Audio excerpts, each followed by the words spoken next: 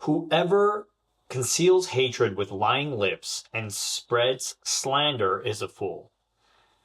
I want to mention this. This is Proverbs 10:18, by the way. I want to mention this because there are many situations. I just see people do this around me all the time where in community, when you're having relationship with anybody, okay, at a certain period of time, especially if it's been a longer relationship and it's more than just a shallow relationship, you're going to have an issue at some point.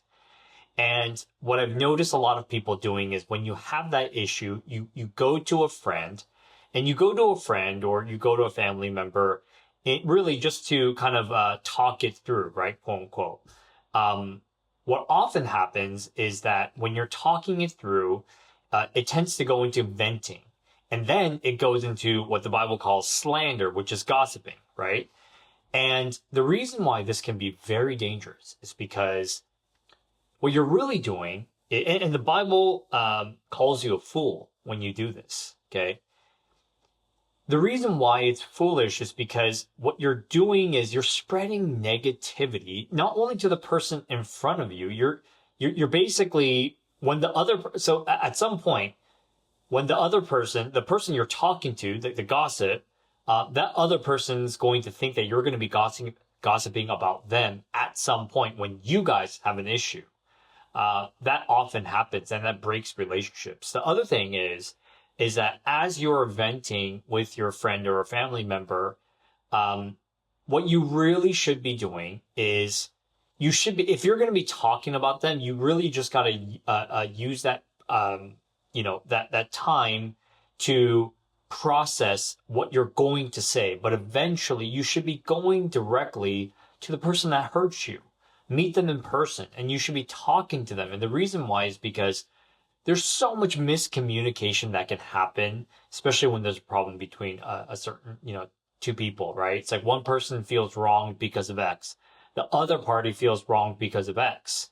And you have to really just, listen, people make mistakes, right? That can be forgiven. But miscommunication can really be destructive because you're going to tell your friend, the person you're gossiping with, like, oh yeah, Susan told me this and, said this. And, of course that like pissed me off because, how can you even say that to me? But the thing is, Susan never said that in that context. Susan said something, but it was a completely different context. And you completely took that, what she said out of context and twisted it to create your own narrative.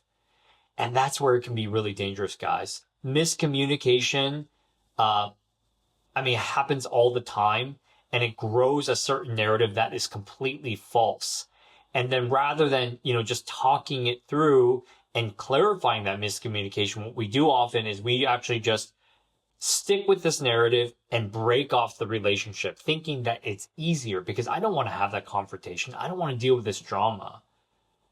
But that's not the loving thing to do. And it's not the right thing to do for you. And you can't just keep living you can, but if you keep living your life, just simply, slandering behind the other person's back and just, distancing yourself from this person that you had a relationship with, all you're going to do is you're going to have a perpetual cycle with everybody. Okay. You're going to have a perpetual cycle of just avoiding a bunch of people in your life, thinking, oh, they're just haters. And they're really not.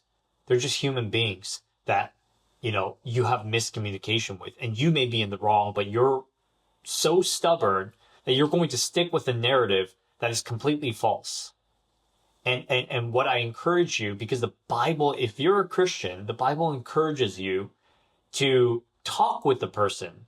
And I'm not saying talk with the person and shout at them and call them out like, movies say. That's not loving. You're just a clanging cymbal at this point, right?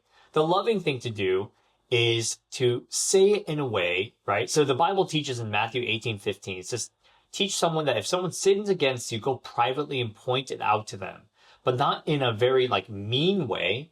It says in Proverbs 15:1, a gentle answer turns away wrath, right? So it's like you have to say it in a very loving way. hey, Susan, when you said this, it made me feel like this. And I just want to let you know, it really hurt me.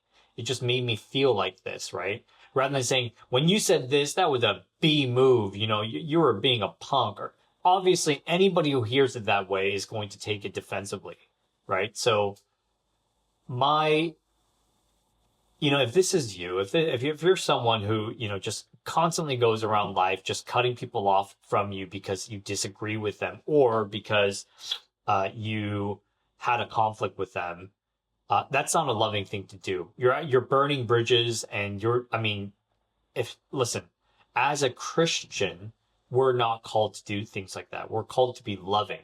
Doesn't matter who it is, doesn't matter how, if you disagree with them or whatnot, they're still human beings. And if they're a Christian, listen, we're going to see each other forever in eternity.